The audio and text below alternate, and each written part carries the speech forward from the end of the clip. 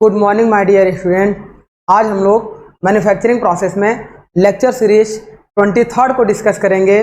जैसा कि हम लोगों का टॉपिक वेल्डिंग टेक्नोलॉजी चल रहा है, तो वेल्डिंग में हम लोगों ने इंट्रोडक्शन को डिस्कस किया था, साथ में उसके एडवांटेज और डिसएडवांटेज को, और कुछ हम लोगों ने वेल्डिंग इक्विपमेंट को डिस्कस किया था। तो आज का चैप्टर माय डियर हम लोग क्या करेंगे, वेल्डिंग में TIG means tungsten inert gas welding को डिस्कस करेंगे। जैसा कि लास्ट लेक्चर में हम लोगों ने मेटल इनर्ट गैस वेल्डिंग को डिस्कस किया था, जिसे हम लोग शॉर्टकट में MIG के नाम से जानते हैं। यह दोनों वेल्डिंग बहुत ही फेमस वेल्डिंग होती हैं, TIG एंड MIG। तो आइए आज हम लोग TIG वेल्डिंग को पढ़ते हैं और ये जानने की कोशिश करते हैं या समझने की कोशिश करते हैं कि TIG वेल्डिंग क्या होती है। देन आफ्टर हम लोग difference between TIG and MIG को समझेंगे। तो सबसे पहले आइए डियर स्टूडेंट हम लोग स्टार्ट करते हैं। TIG means tungsten inert gas welding. तो अब टंगस्टन इनर्ट गैस वेल्डिंग का सबसे पहला फिनोमिना ही है। पहले इसके अदर नेम भी जान लेते हैं। इसे हम लोग गैस टंगस्टन आर्क वेल्डिंग या GTAW के नाम से भी, दो नाम आप जानिएगा, एक TIG एक GTAW। अब इसके नाम से ही मतलब है कि हमें इनर्ट गैस आर्गन या हीलियम का यूज करना पड़ रहा है, और साथ में इलेक्ट्रोड हम लोग टंगस्टन का यूज करेंगे। और उस टंगस्टन इलेक्ट्रोड में कुछ हम लोग, देखो होता तो हमारा है टंगस्टन इलेक्ट्रोड, और कैसा होता है, नॉन कंज्यूमेबल। अब देखो MIG में हम लोग कंज्यूमेबल इलेक्ट्रोड यूज कर रहे थे, वो भी बेयर इलेक्ट्रोड, कोई भी फ्लक्स की कोटिंग नहीं हो रही थी।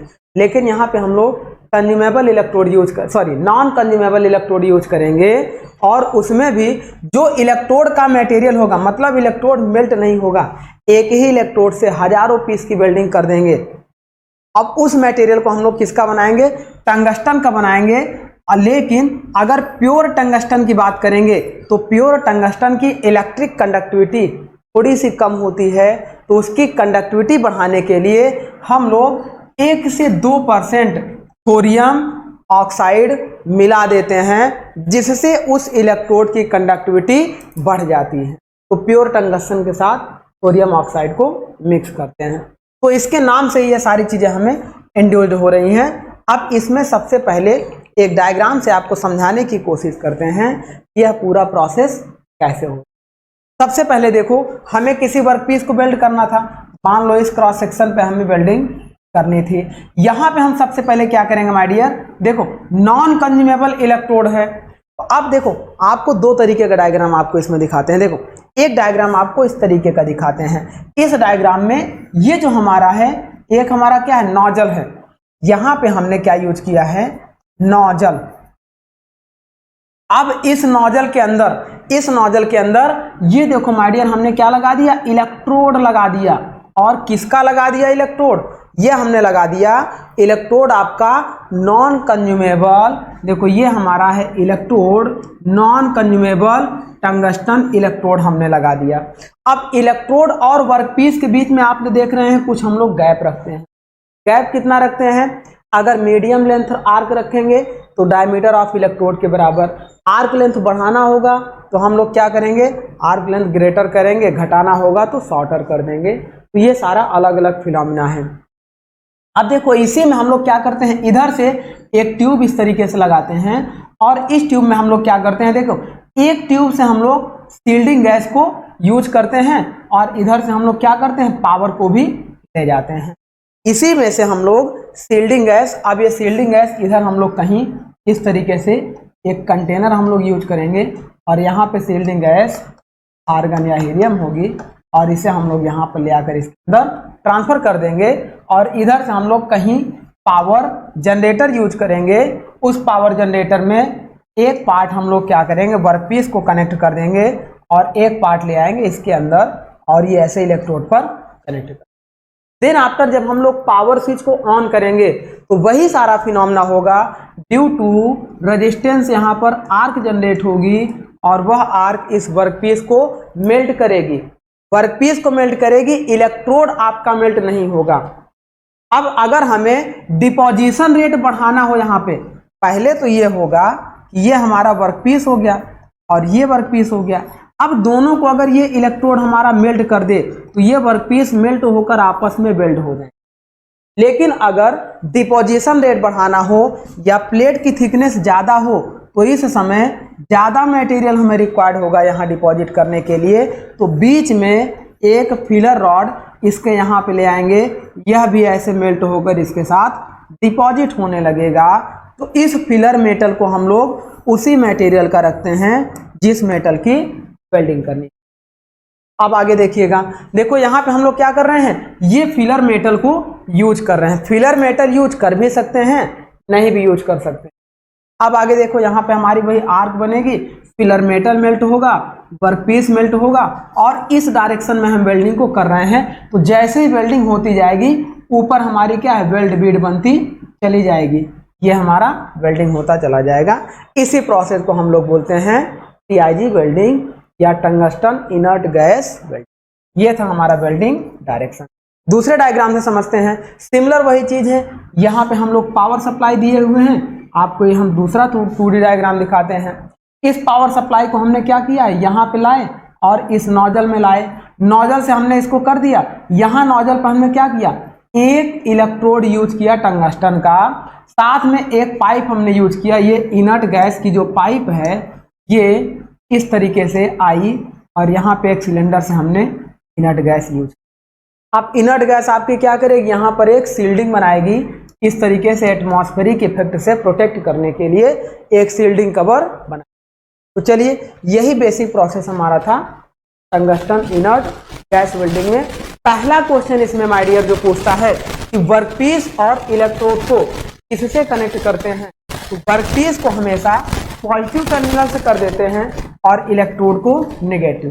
देखिए एमआईजी वेल्डिंग में हमारा क्या था, एमआईजी में हम लोग direct current reverse polarity use कर रहे थे और टीआईजी में हम लोग क्या यूज करेंगे, डायरेक्ट करंट स्ट्रेट पोलैरिटी। क्यों, क्योंकि जब इलेक्ट्रोड निगेटिव हो गया तो इलेक्ट्रॉन सीधे जंप करके वर्कपीस पे जाएंगे, इसीलिए इसे स्ट्रेट पोलैरिटी कहा। अब ये हमारा हो गया डायरेक्ट करंट स्ट्रेट पोलैरिटी। आइए और इसके बारे में हम लोग डीप स्टडी करने की कोशिश करते हैं टंगस्टन इनर्ट गैस वेल्डिंग के बारे में। देखो, with DC electrode negative, DC electrode negative का मतलब डायरेक्ट करंट इलेक्ट्रोड निगेटिव, या इसी को हम लोग डीसीएसपी भी बोलते हैं। With DCSP more heat is generated near the workpiece and consequently the electrode does not get heated to great extent। इसका मतलब ये है, ये मैंने आपको बार बार बता रखा है, अगर आपका इलेक्ट्रोड नेगेटिव हुआ तो इसका मतलब ये इलेक्ट्रॉन जंप करके सीधे वर्कपीस के आएंगे और मैक्सिमम, देखो जो डिपोजिशन रेट है यहाँ पे क्या होगा, ये पेनिट्रेशन है, ज़्यादा पेनिट्रेट करेंगे और वर्कपीस पे 2/3 हीट जनरेट होगी, जिससे आपका वर्कपीस ज़्यादा मेल्ट होगा। इतनी क्वांटिटी में वर्कपीस आपका, चलिए ये हो गया आपका। तो इस तरीके से आपका हो गया वर्कपीस ज़्यादा मेल्ट होगा क्योंकि वर्कपीस पर ज़्यादा हीट जनरेट होगी विथ डीसीएसपी।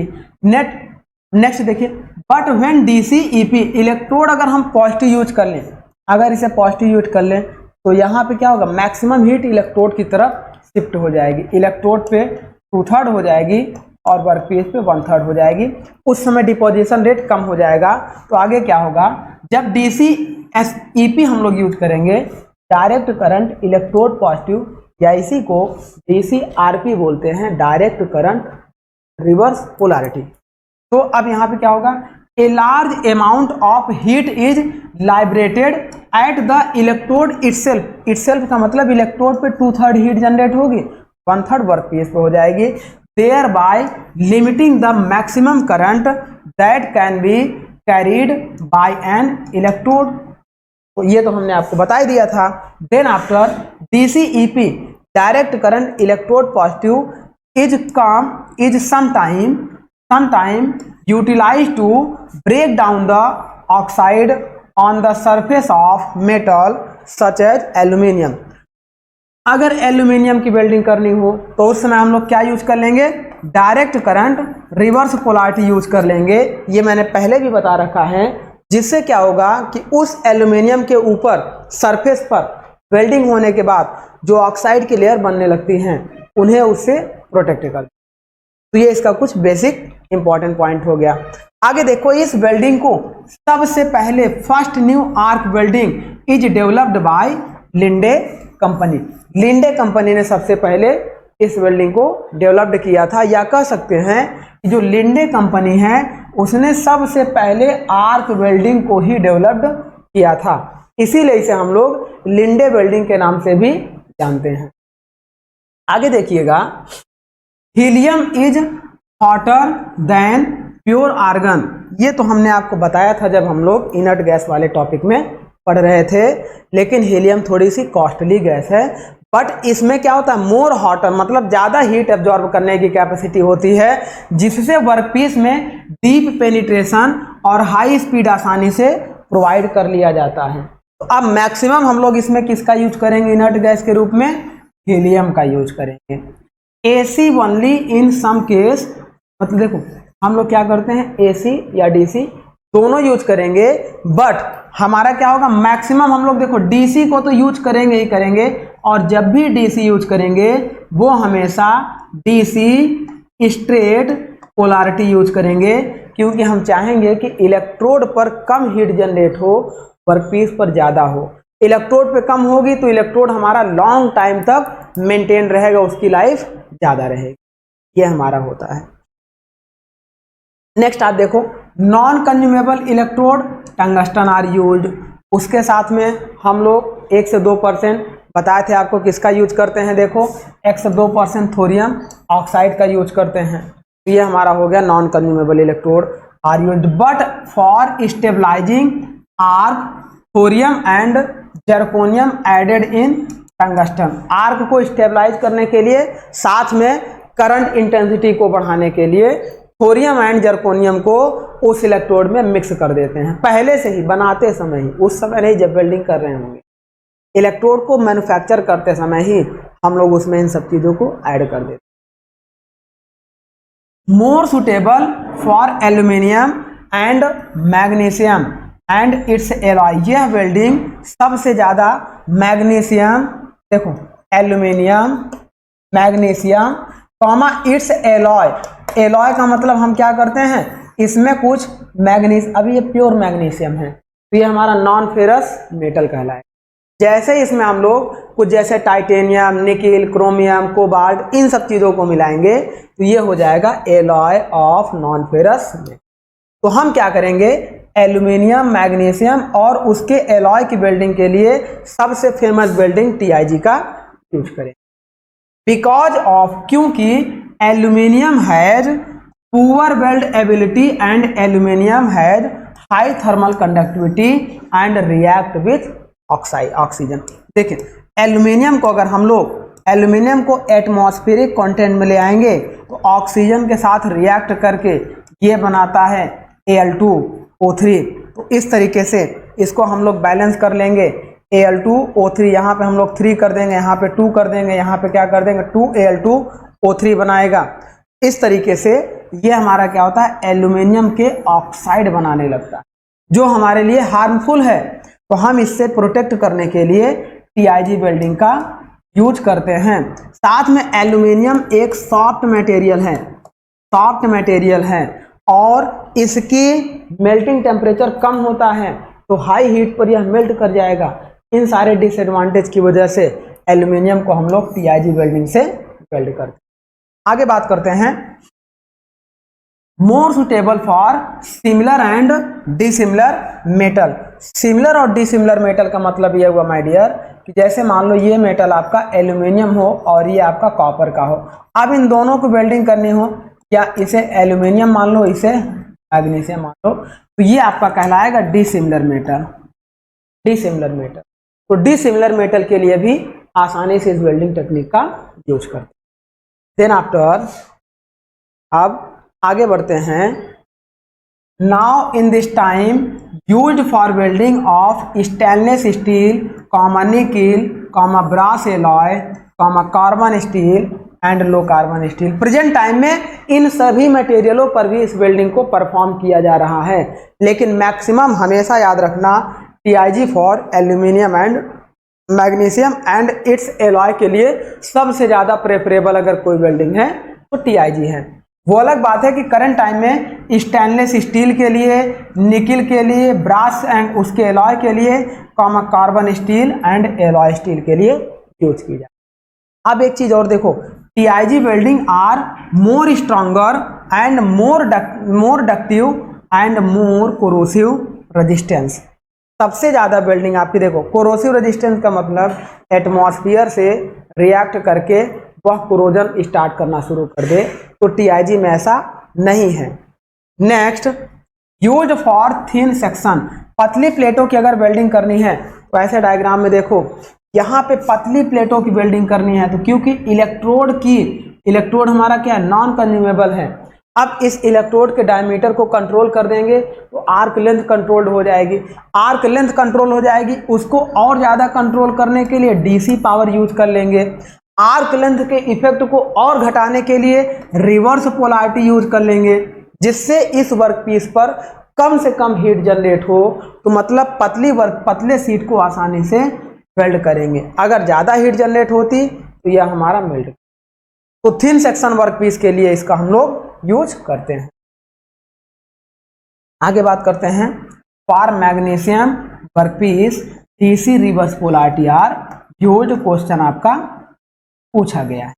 मैग्नीशियम के लिए हम लोग क्या DC स्ट्रेट पोलैरिटी यूज करेंगे या DC रिवर्स पोलैरिटी? तो TIG वेल्डिंग में मैग्नीशियम के लिए डायरेक्ट करंट रिवर्स पोलैरिटी का यूज करते हैं। ये उसका एक डायग्राम था, मैंने आपको बताया।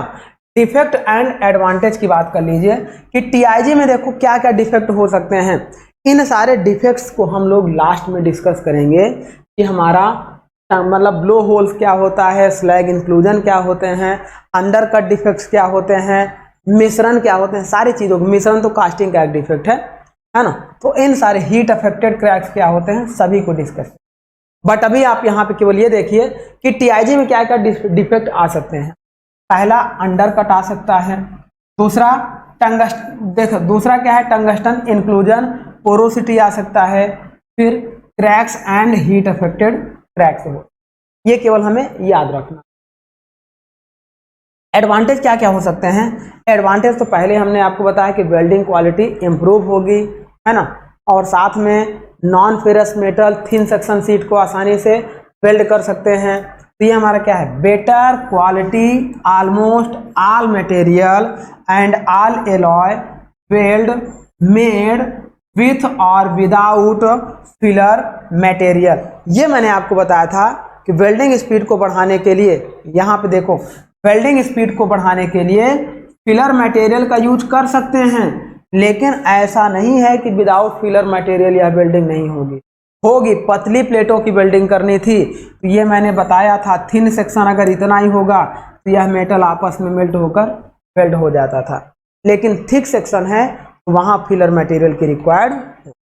आगे बात करते हैं,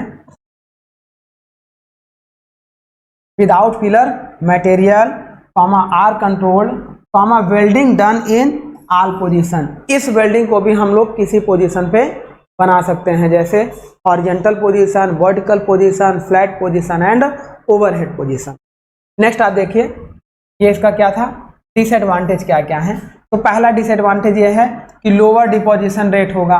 लोअर डिपोजिशन रेट इसलिए होगा क्योंकि यहाँ पर ये जितना देखो इलेक्ट्रोड आपका है, इलेक्ट्रोड जितनी हीट जनरेट करेगा उतना ही इस वर्कपीस को, इस वायर को मेल्ट कर पाएगा, और कम हीट जनरेट होगी तो कम वायर मेल्ट होगा, जिससे डिपोजिशन आपका क्या होगा, लो होगा।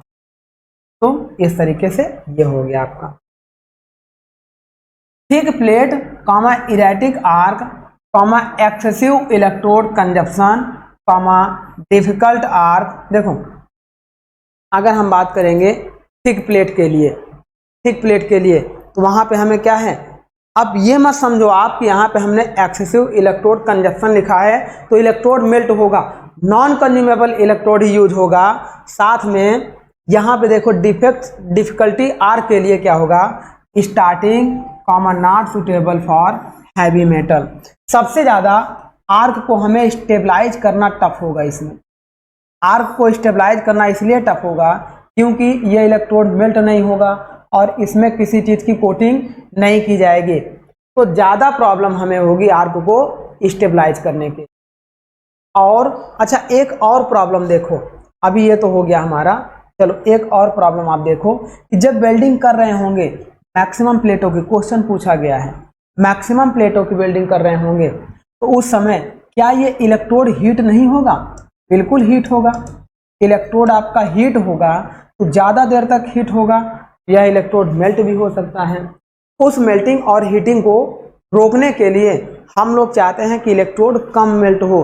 अभी जब आपको हम रेजिस्टेंस वेल्डिंग पढ़ाएंगे उसमें भी सेम यही फिनोमिना होगा, लेकिन वहाँ पर इलेक्ट्रोड वर्कपीस के साथ टच होगा। इलेक्ट्रोड वर्कपीस के साथ टच होगा तो जहाँ पर भी इलेक्ट्रोड में हीटिंग होगी उस हीटिंग को रोकने के लिए पूछा गया क्वेश्चन है कि हम लोग किस चीज़ का यूज करेंगे, तो हम लोग कूलेंट का यूज करेंगे और कूलेंट के रूप में हम लोग वाटर का यूज कर। अब आप कहोगे सर यहाँ खुद ही बिजली का पूरा काम हो रहा है, वाटर का कैसे यूज कर लेंगे? तो देखो यहाँ पे क्या करेंगे, एक जैकेट बनाते हैं, एक हम लोग जैकेट बनाते हैं इस तरीके से, और ये हमारी हो गई जैकेट। अब जैकेट एक इंसुलेशन की तरह काम करती है। फिर इस तरीके से एक कवर बनाएंगे और इस कवर में यहाँ पे हम लोग वाटर को भर देंगे, यहाँ पे हम लोग वाटर को भर देंगे और इस तरीके से इसे हमें क्या करना है, कोल्ड करना है, इसकी हीट को, टेम्परेचर को कांस्टेंट। तो हम लोग इलेक्ट्रोड के टेम्परेचर को कंट्रोल करने के लिए वाटर कूलिंग का आगे बात कर रहे हैं। Difference between TIG and MIG, ये आपका पूछा जाता है कि टीआईजी और एमआईजी में, अब ऑब्जेक्टिव में ये नहीं पूछा जाएगा, हम लोगों ने जो अभी तक स्टडी की उसी का डिफरेंस हम लोग इसमें दे रहे हैं। तो सबसे पहले देखो, इधर टीआईजी और इधर MIG, tungsten inert gas welding and metal inert gas. तो टीआईजी में आपका देखो हमेशा non consumable tungsten electrode use होगा और एमआईजी में कंज्यूमेबल इलेक्ट्रोड यूज होगा। अब देखो ऐसा नहीं, टीआईजी में फीड मेटल की रिक्वायर्ड होगी भी और नहीं भी होगी, लेकिन एमआईजी में कंज्यूमेबल इलेक्ट्रोड है तो फीड मेटल तो आपका होगा ही होगा। नेक्स्ट आप देखो, एसी या डीसी कोई भी पावर हम लोग यूज कर लेते हैं, लेकिन एमआईजी में केवल डायरेक्ट करंट रिवर्स पोलैरिटी का। आगे बात करते हैं, फीड मेटल में और मे नॉट रिक्वायर्ड, और यहाँ पे फीड मेटल आपका रिक्वायर्ड होगा। अब यहाँ जो था हमारा electrode feed not required, electrode आपका कांस्टेंट था, मेल्ट नहीं हो रहा था, लेकिन यहाँ पे इलेक्ट्रोड आपका मेल्ट हो रहा था और साथ में एक्स्ट्रा फीड मेटल भी यूज कर रहे थे। इसमें हम लोग एक्स्ट्रा फीड मेटल यूज करते भी हैं और नहीं भी करते हैं। मेटल डिपोजिशन रेट बढ़ाने के लिए एमआईजी में फीड मेटल की रिक्वायर्ड हमेशा हो। आगे, use only for up to 5 mm thickness plate, और ये हमारा क्या है, अप टू 40 mm तक भी यूज करते हैं, लेकिन 3 to 20 mm मैक्सिमम यूज करते हैं। यह हमारा होता है आपका टीआईजी का। टेम्परेचर की बात करेंगे तो टेम्परेचर आपका क्या है, लगभग 3000 to 45,000 या मैक्सिमम 8000 डिग्री सेंटीग्रेड जनरेट होगा, और एमआईजी में 3000 to 20,000 डिग्री सेंटीग्रेड जनरेट हो। ये डिफरेंस आपको याद रखने हैं। आगे नेक्स्ट वेल्डिंग हम लोग पढ़ेंगे, carbon arc welding. Carbon arc welding भी आपका सेम टीआईजी की तरह वर्क करता है, बस वहां पर इलेक्ट्रोड टंगस्टन की बजाय कार्बन यूज किया जाता है, टंगस्टन की जगह कार्बन इलेक्ट्रोड यूज किया जाता है। यहाँ पर भी non consumable carbon electrode use होता है, जैसे इसके डायग्राम से हम लोग समझते हैं। यहाँ पे देखो, यह एक कार्बन का इलेक्ट्रोड यूज होता है, यह वर्कपीस होता है, और यहाँ पे कांटेक्ट रेजिस्टेंस से हीट जनरेट होगी, और साथ में अगर थिन प्लेट है तो हम लोग क्या करेंगे, फिलर मटेरियल नहीं यूज करेंगे।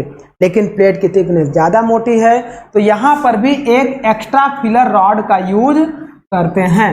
यह सिमिलर होगा TIG की तरह, लेकिन इसमें इलेक्ट्रोड को कार्बन का यूज किया जाएगा, कार्बन मटेरियल का यूज किया जाएगा। अब यहाँ पे देखो इलेक्ट्रोड आपका नॉन कंज्यूमेबल होगा, साथ में जब यहाँ हीट जनरेट होगी तो यहाँ पे वही वेल्ड पूल बनेंगे और वेल्डिंग हमारी कंटिन्यू होगी। अब इसमें देखो इसके कुछ important point, carbon arc welding का कुछ इंपॉर्टेंट पॉइंट आप समझो कि arc produced between carbon electrode and workpiece, ये तो आपको पता ही है, इलेक्ट्रोड और वर्कपीस के बीच में ही आर्क बनेगी।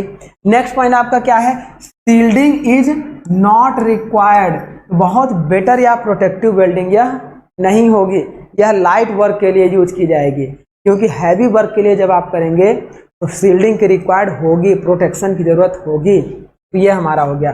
नो प्रेशर रिक्वायर्ड, जितनी भी आर्क वेल्डिंग है किसी भी आर्क वेल्डिंग में प्रेशर की रिक्वायर्ड नहीं होगा।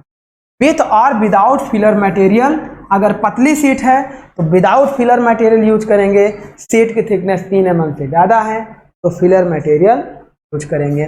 May be use in twin arc method that is between two carbon graphite electrode, carbon and graphite electrode.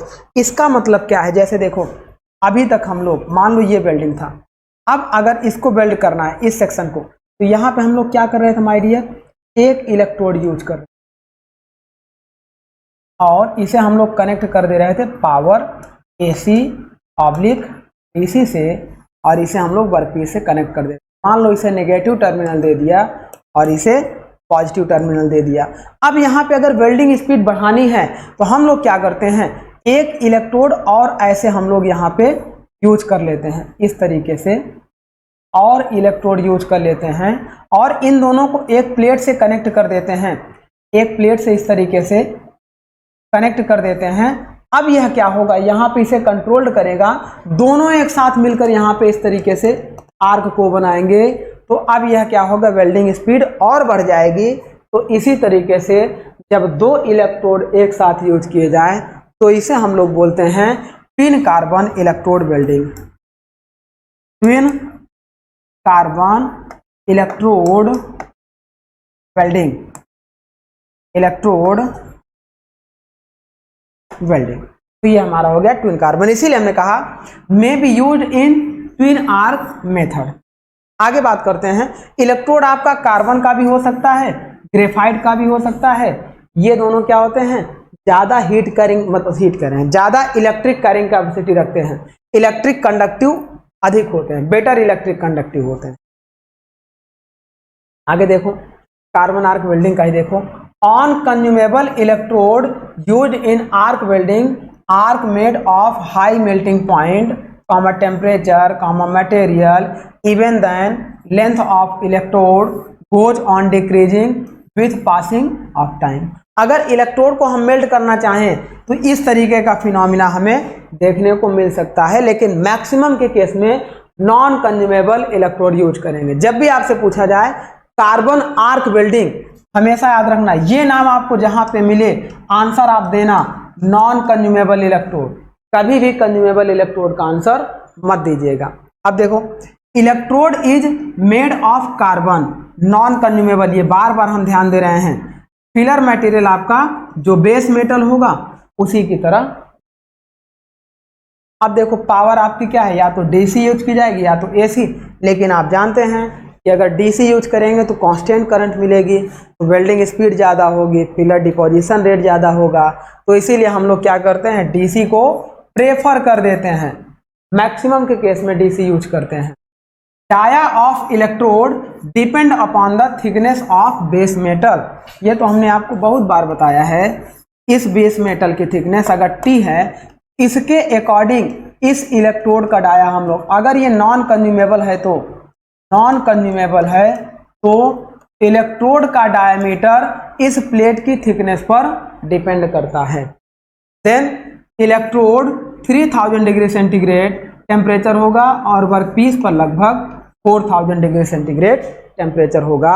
और हीलियम और argon gas is used for shielding, shielding के लिए अगर हम लोग देखो शील्डिंग यूज भी होगी।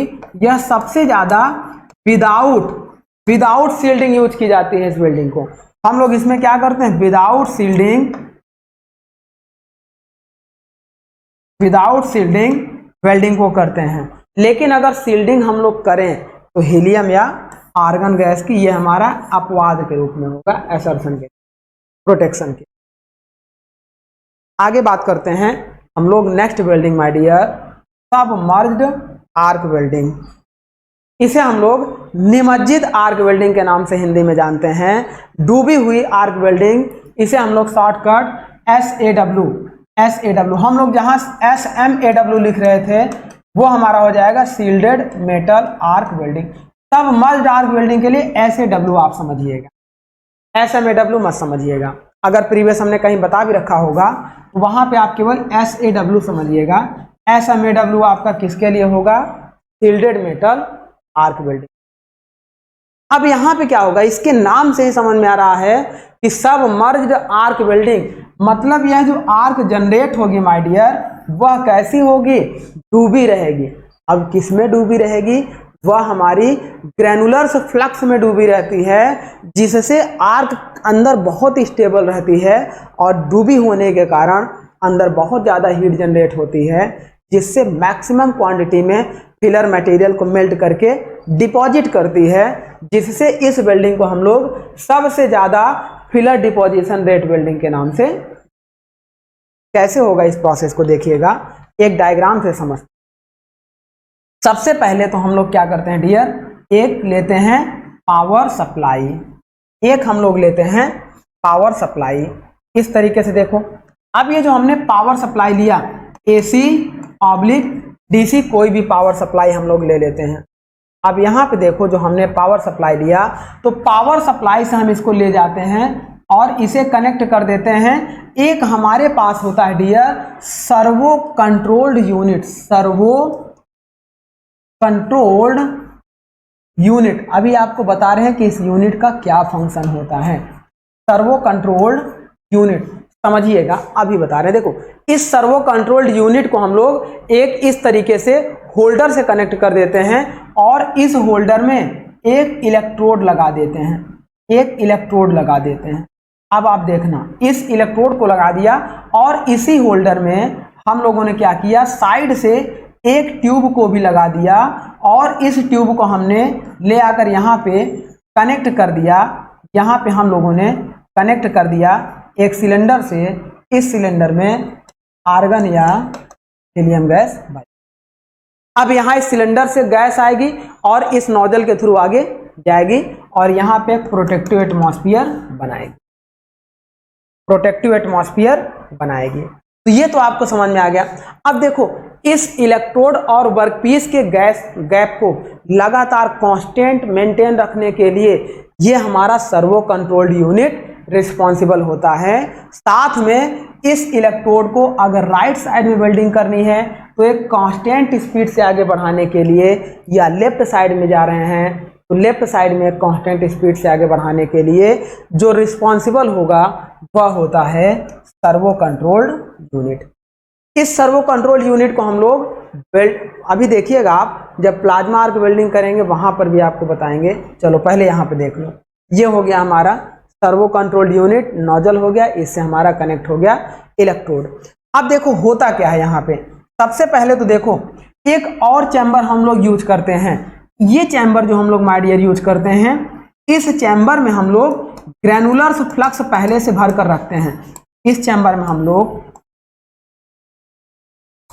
ग्रैनुलर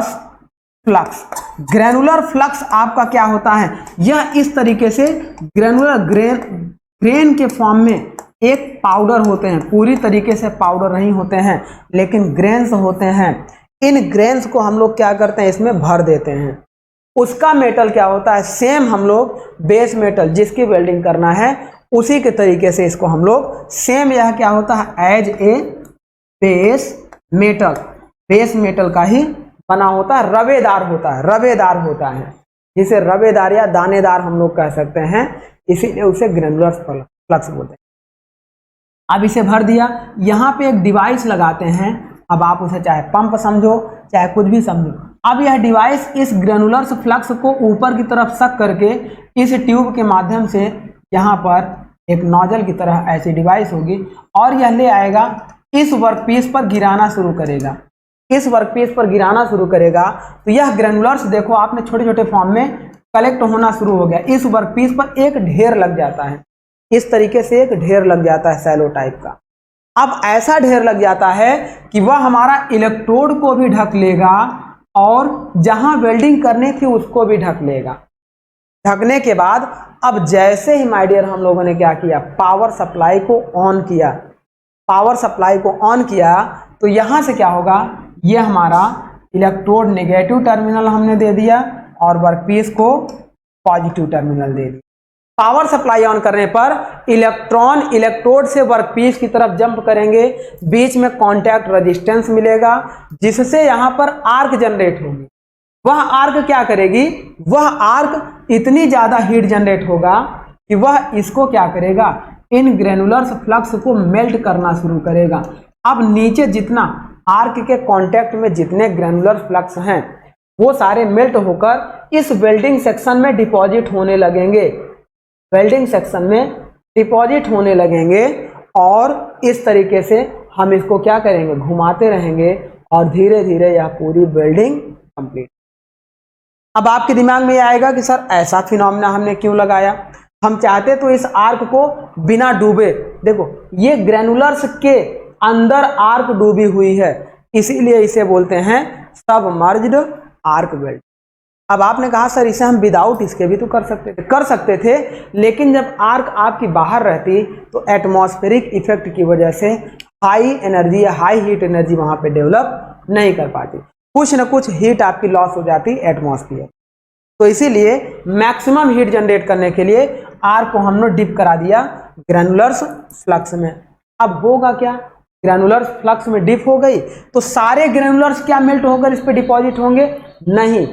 अब जब सारे ग्रेनुलर्स डिपॉजिट होकर मेल्ट नहीं होंगे तो जो बचे हुए ग्रेनुलर्स होंगे यहाँ पे जब वेल्डिंग आगे बढ़ाएंगे तो जो बाकी के बचे हुए ग्रेनुलर्स होंगे यहाँ पे हम लोग एक कलेक्टर ट्यूब लगा देंगे, कलेक्टर ट्यूब लगा देंगे और ये ट्यूब वैक्यूम की तरह इसे ग्रेनुलर्स को ऐसे खींचेगी और इस ड्रम में कलेक्ट कर देगी, इस ड्रम में कलेक्ट कर देगी। ये उल्टा ग्रेनुलर्स को खींचकर जो बचे हुए ग्रेनुलर्स हैं इसमें कलेक्ट कर देगी। फिर इस ड्रम से इस देखो इसकी हाइट को कम रखते हैं, इसकी हाइट को ज्यादा रखते हैं, हमने उल्टा बनाया हुआ है, यह ऊपर होगा कुछ, तो इस तरीके से इसको हम लोग इसमें ट्रांसफर करें। यह कलेक्टर ट्यूब आप इस तरीके से भी देख सकते हैं। तो इस कलेक्टर ट्यूब से फिर इसमें हम लोग ग्रेनुलर सिलेंडर में ट्रांसफर कर देंगे और फिर ये लगातार इसको भेजता रहेगा जिससे हमारे ग्रेनुलर फ्लक्स भी बेकार ना हो और यह हाई हीट से ट्रांसफर होके मेल्ट होते। तो माय डियर इसी पूरे प्रोसेस को हम लोग सबमर्ज्ड आर्क वेल्डिंग बोलते हैं। अब इसे और ज्यादा एटमॉस्फेरिक प्रोटेक्ट करने के लिए अब ये देखो ट्यूब के अंदर जो आर्गन और हीलियम गैस है यह भी आती है और हीट होकर आयोनाइड होकर इस ग्रेनुलर्स के बाहर एक इन्वॉल्व बनाती है जिससे एटमॉस्फेयर का कोई भी मॉइस्चर कंटेंट इसके अंदर ना जाने। आर्गन या हीलियम का भी यूज हम लोग इसमें, तो इस तरीके से आप इसको देखिएगा। ये हमारी होती है सबमर्ज्ड आर्क वेल्डिंग। इसका एक दूसरा डायग्राम हमने दिखाने की कोशिश की है कि जब वेल्डिंग होती जाएगी तो यहाँ पे स्लैग बनेंगे और यहाँ पे आपके वेल्ड बीड बनेगी और यहाँ पे देखो ये आपका क्या है, इलेक्ट्रोड है, इलेक्ट्रोड है। और एक चीज आप समझना, यहाँ पे इस इलेक्ट्रोड को देखो, यहाँ पे एक आपका क्या होता है, सर्वो कंट्रोल्ड यूनिट के बाहर ही इस तरीके से चाहे ऐसे आप आओगे तो यहाँ पे एक रोलर लगा होता है। अब यह इलेक्ट्रोड आपका रोलर की तरह आगे बढ़ता रहता है, एक कांस्टेंट फीडिंग। यहाँ एक रोलर लगे होंगे, रोलर सपोर्ट, इसे घुमाकर आगे की ओर बढ़ाते रहेंगे जिससे यह इलेक्ट्रोड वायर इसे कांस्टेंट फीडिंग देता रहेगा। तो इस तरीके से यह वेल्डिंग हमारी कंप्लीट। चलिए इस वेल्डिंग के कुछ इंपॉर्टेंट पॉइंट्स के बारे में डिस्कस करें। इंपॉर्टेंट पॉइंट्स का मतलब क्या क्या है, देखिए सबसे पहले ए portion of the flux melt, flux हमारा मेल्ट होगा और इलेक्ट्रोड वायर भी मेल्ट होगा, दोनों मेल्ट होंगे तो हाई डिपोजिशन रेट होगा। भाई यहाँ देखिए ये हमारा क्या होगा, इलेक्ट्रोड वायर लगातार फीड देता रहेगा और मेल्ट होता रहेगा, बीच में गैप स्पीड बनी रहेगी, उसे कौन रिस्पॉन्सिबल होगा, सर्वो कंट्रोल यूनिट रिस्पॉन्सिबल होगा गैप और स्पीड को मेंटेन रखने। आगे बात करते हैं, molten flux and flux provide the thermal insulation comma slow cooling rate and produce soft and ductile weld. अब देखो जब यहाँ पे हमारा क्या है, ये देखो कुछ हमारे ग्रेनुलर फ्लक्स मेल्ट होकर इसमें वेल्ट हो जाएंगे, बाकी जो ग्रेनुलर फ्लक्स हैं उसको ढके हुए हैं, ये कलेक्टर ट्यूब धीरे धीरे कलेक्ट करेगा लेकिन वो ढके हुए हैं, तो इस वजह से कुछ देर तक एटमॉस्फेयर के कांटेक्ट में नहीं आएगा, वहाँ पे एक स्लो कूलिंग रेट प्रोड्यूस होगा जिससे उस मेटल में एक एनीलिंग प्रोसेस यहाँ पे जनरेट होगा और यहाँ का मटेरियल वेल्ड बीड का मटेरियल सॉफ्ट और तो ये आपका एक एडवांटेज है। आगे देखिए, most suitable for flat but comma fillet butt welding in low carbon steel, लगभग कितना 0.3% कार्बन तक के लिए ज़्यादा सुटेबल होता है।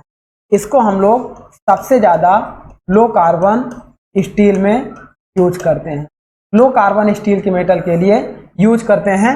अब देखो ये जो ग्रेनुलर फ्लक्स हमारे कलेक्ट हो रहे हैं, यहाँ पे देखिए, एक मिनट, यहाँ देखिए, ये जो ग्रेनुलर फ्लक्स यूज कर रहे हैं, अब आपको मैंने एक ट्यूब का डायग्राम बनाया है, अब इस ट्यूब का अगर डायमीटर बहुत ज़्यादा होगा तब तो हम इस प्रोसेस की यूज कर पाएंगे, अगर छोटा डायमीटर है तो ये प्रोसेस हमारा फेल हो जाएगा, क्योंकि ये जो ग्रेनुलर फ्लक्स यहाँ कलेक्ट होंगे जैसे ही यहाँ गिरेंगे वो स्लिप होकर नीचे चले जाएंगे।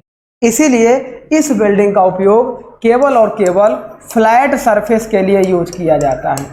अगर सिलेंड्रिकल सरफेस होगा तो उसके लिए large dia of cylindrical surface, large dia of cylindrical surface के लिए यूज करेंगे इस प्रोसेस को, अदरवाइज स्मॉल डाया होगा तो यूज नहीं करेंगे क्योंकि ग्रेनुलर फ्लक्स हमारे बाहर की ओर चले। नेक्स्ट बात करते हैं, the process is not recommended for high carbon steel, high carbon steel के लिए यूज नहीं करेंगे क्योंकि वहां पे स्लो कूलिंग होगा और साथ में एनीलिंग होगा, तो जिससे यहाँ पे डक्टिलिटी इंप्रूव होगी। अब हाई कार्बन स्टील के कार्बन परसेंटेज ज़्यादा हैं, जब डक्टिलिटी इंक्रीज हो जाएगी तो मटेरियल में यूनिफॉर्म स्ट्रेंथ नहीं मिलेगी, जहाँ वेल्डिंग है वहाँ पे स्ट्रेंथ कमज़ोर होगी, जहाँ वेल्डिंग नहीं है वहाँ पे स्ट्रेंथ ज़्यादा होगी, उसे हम लोग नॉन यूनिफॉर्म स्ट्रेंथ बोले। साथ में स्टील के लिए, टूल स्टील के लिए एल्यूमिनियम, मैग्नीशियम, टाइटेनियम, लेड और जिंक, इन सब चीज़ों के लिए हम लोग इसे रिकमेंडेड नहीं करते हैं, इन सब मटेरियल के लिए हम लोग वेल्डिंग में इसे यूज नहीं करते हैं।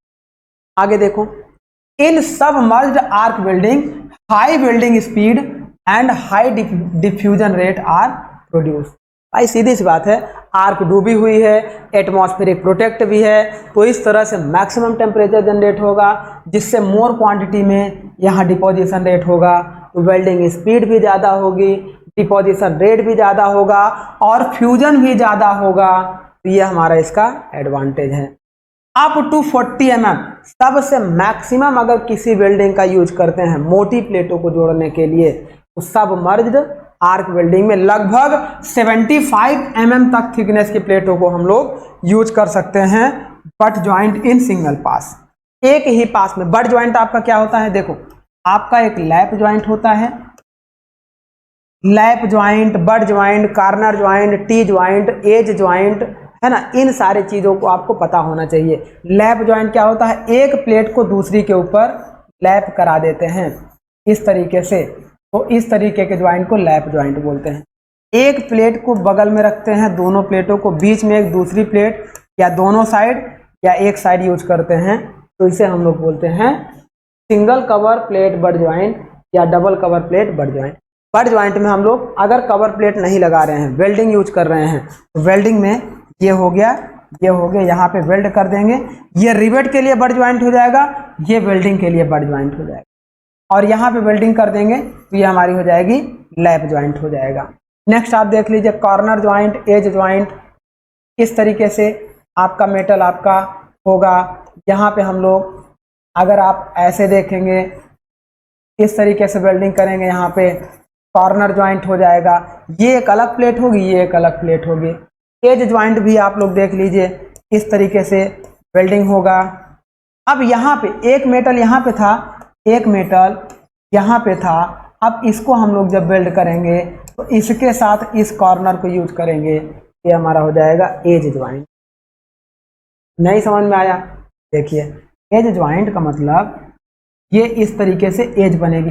अब इन एज को, अब आप देखो, इन एज की वेल्डिंग करते हैं, इस पूरे एज की वेल्डिंग करेंगे, इसे हम लोग बोलेंगे एज ज्वाइंट। तो ये सारे हमारे ज्वाइंट्स होते हैं। टी ज्वाइंट हमारे क्या होंगे? इस तरीके से एक प्लेट ऐसी होगी, एक प्लेट ऐसी होगी, यहाँ पे दोनों को वेल्डिंग करेंगे। 3D में जब देखेंगे तो ये होगा हमारा, ये पूरा यहाँ से लेके यहाँ तक वेल्डिंग होगा, तो ये हमारा होता है टी ज्वाइंट होता है। तो ये सारे हमारे वेल्डिंग ज्वाइंट्स होते हैं। चलिए अब आगे इसमें हम लोग बढ़ते हैं। In submerged welding material deposition rate is very high, और वेल्डिंग स्पीड भी हाई होगी। मटेरियल डिपोजिशन रेट भी हाई होगा, वेल्डिंग स्पीड भी हाई होगी। और डिपोजिशन रेट कितना हाई होगा? लगभग देखो, यहाँ देखो डिपोजिशन रेट ये लगभग कितना होगा? 20 kg पर आवर, एक घंटे में लगभग 20 किलो डिपॉजिट कर सकते हैं मटेरियल को वेल्ड बीड में। ये हमारा होता है इसका डिपोजिशन रेट। आगे नोट पॉइंट भी देख लीजिए। Direct current, straight polarity, deposition rate slow होगा, लेकिन देखो सीधी सी बात है, अगर डीसी एसपी यूज करेंगे तो वर्कपीस पे हमारा क्या होगा? 1/3 हीट जनरेट होगी, वर्कपीस पे 2/3 हीट जनरेट होगी, और इलेक्ट्रोड पे 1/3 हीट जनरेट होगी। अब यहाँ आप देखो इस डायग्राम से, सबसे ज्यादा वर्कपीस पे हीट की रिक्वायर्ड नहीं है। मोल्टेन में इन ग्रेनुलर फ्लक्स को मेल्ट करने के लिए इलेक्ट्रोड पे जितनी ज्यादा हीट जनरेट होगी वह हमारे लिए रिस्पॉन्सिबल होगी। अगर इलेक्ट्रोड पे कम हीट जनरेट होगी तो ग्रेनुलर फ्लक्स क्या होंगे? कम मेल्ट होंगे। और आप जानते हो डीसीएसपी में इलेक्ट्रोड पे कम हीट और वर्कपीस पे ज्यादा हीट जनरेट होगी, तो इससे यहाँ पे क्या होगा? लो फिलर डिपोजिशन रेट होगा। लेकिन यहीं पे डीसी आरपी यूज करेंगे तो रिवर्स पोलैरिटी में इलेक्ट्रॉन उल्टे जंप करेंगे, 2/3 हीट आपकी इलेक्ट्रोड पे जनरेट होगी, जिससे यहाँ पे मैक्सिमम डिपोजिशन रेट बढ़ेगा, क्योंकि ग्रेनुलर फ्लक्स उस हीट की वजह से मेल्ट होकर। आगे देखिएगा, वही है डीसी, यहाँ देखो डीसी एसपी में लो डिपोजिशन रेट है और डीसी आरपी में हाई डिपोजिशन रेट है। नेक्स्ट आप देखो, when electrode used in consumable in submerged arc welding, welding time 5 metre पर मिनट होगा। आपको वेल्डिंग टाइम जो मिलेगा 5 मीटर पर मिनट होगा। Filler deposition rate 20 kg per hour मिलेगा, और साथ में for welding of alloy steel and high aluminium steel, alloy steel and high carbon steel के लिए सुटेबल होगी। और यह केवल और केवल use only for flat and horizontal surface के लिए यूज की जाए। यह वेल्डिंग केवल फ्लैट एंड हॉरिजॉन्टल सरफेस के लिए यूज की जाएगी। अगर वर्टिकल सरफेस हो या ओवरहेड सरफेस हो तो ग्रेनुलर फ्लक्स हमारे क्या हो जाएंगे? ड्रॉप होकर नीचे गिर जाएंगे, तो इस तरीके से इसे हम लोग यूज नहीं कर पाएंगे। अब इसकी कैरेक्टरिस्टिक देखो, वेल्डिंग स्पीड हाई होगी, मैंने बता रखा है, हाई डिपोजिशन रेट होगा, पेनिट्रेशन भी आपका क्या होगा? डीप होगा, मतलब वर्कपीस में ज्यादा डीप पेनिट्रेशन, ये यहाँ तक देखो पेनिट्रेट कर रहा है, लगभग यहाँ से लेकर ये आपका इतना आपका पेनिट्रेशन हो। आगे ये क्या हो गया? High cleanness due to the flux action, flux होने के कारण वहां पर जो वेल्डिंग सरफेस होगी वह ज्यादा क्लीन और स्मूथ मिलेगी, क्योंकि एटमॉस्फेयर से कांटेक्ट हो ही नहीं रहा है। नेक्स्ट आपका एडवांटेज क्या है? वायर इलेक्ट्रोड आर इनएक्सपेंसिव, मतलब सस्ते होते हैं। ये जो वायर इलेक्ट्रोड हम लोग यूज कर रहे हैं, देखो वायर इलेक्ट्रोड ये आ रहे हैं, इसके साथ लगातार कंज्यूम होकर मेल्ट हो रहे हैं, साथ में ग्रेनुलर फ्लक्स यूज कर रहे हैं। यहाँ देखो एक और डायग्राम में, ये जो वायर इलेक्ट्रोड हैं, ये वायर इलेक्ट्रोड आकर इसके साथ मेल्ट होकर वेल्ड बीड बना रहे हैं। तो ये आपके क्या होते हैं, लो कॉस्ट होते हैं, इनएक्सपेंसिव होते हैं।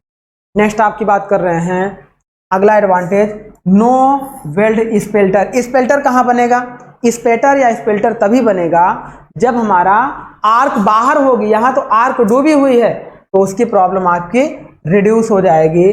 नियरली 100% डिपोजिशन इफिशियंसी, जितना मटेरियल आपका वेल्ड होगा सारा मटेरियल उसमें डिपॉजिट हो जाएगा। यहाँ देखो ये जितना मटेरियल आपका मोल्टेन होगा, मेल्ट होगा, वो सारा इस पे डिपॉजिट हो जाएगा। जो डिपॉजिट नहीं होगा उसे हम लोग क्या करेंगे, इस कलेक्टर ट्यूब से दोबारा खींच लेंगे और फिर इधर हम लोग भर देंगे। ये हो गया हमारा। अब आगे बात करते हैं लेसर इलेक्ट्रोड कंजप्शन। मैक्सिमम आपका क्या कंज्यूम होगा, फिलर, डिपोजिशन, ग्रेनुलर फ्लक्स।